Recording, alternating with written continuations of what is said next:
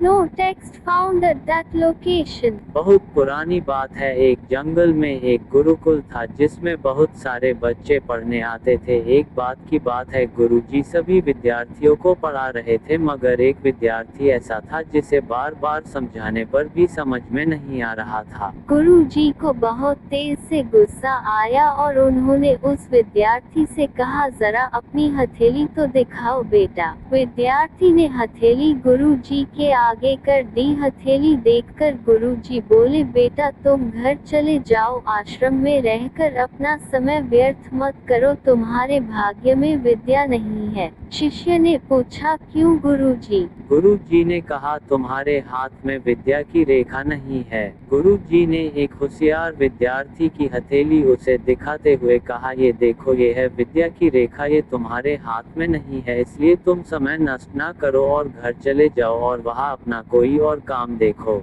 ये सुनने के बाद उस विद्यार्थी ने अपने जेब से एक चाकू निकाला जिसका प्रयोग वह रोज सुबह अपनी दातुन काटने के लिए करता था। उस चाकू से उसने अपनी हाथ में एक गहरी लकीर बना दी। हाथ में खून बहने लगा। तब वह गुरुजी से बोला, मैंने अपने हाथ में विद्या की रेखा बना ली है गुरुजी। ये देखकर गुरुजी द्रवित हो गए और उन्होंने उस विद्यार्थी को गले से लगा लिया। गुरुजी बोले, बेटा तुम्हें विद्या सीखने से कोई ताकत नहीं रोक सकती है। दृढ़ निश्चय और परिश्रम हाथ की रेखाओं को ही बदल देती है। दोस्तों, वह विद्यार्थी आगे चलकर महर्षि पाणिनि के नाम से प्रसिद्ध हुए, जिसने विश्व प्रसिद्ध व्याकरण अष्टाध्यायी की रचना की है। इतनी सदियां बीत जाने के बाद भी आज 2700 वर्षों बाद भी विश्व की किसी भी भाषा में ऐसा उत्कृष्ट और पूर्ण व्याख्या का ग्रंथ अब तक नहीं बना। तो दोस्तों, इस कहानी की शिक्षा ये है कि लोग चाहे जो भी बोले, हम हर एक को गलत साबित करते हुए अपनी लगन और कठिन परिश्रम के दम पर जो चाहे वो सब कुछ हासिल कर सकते हैं।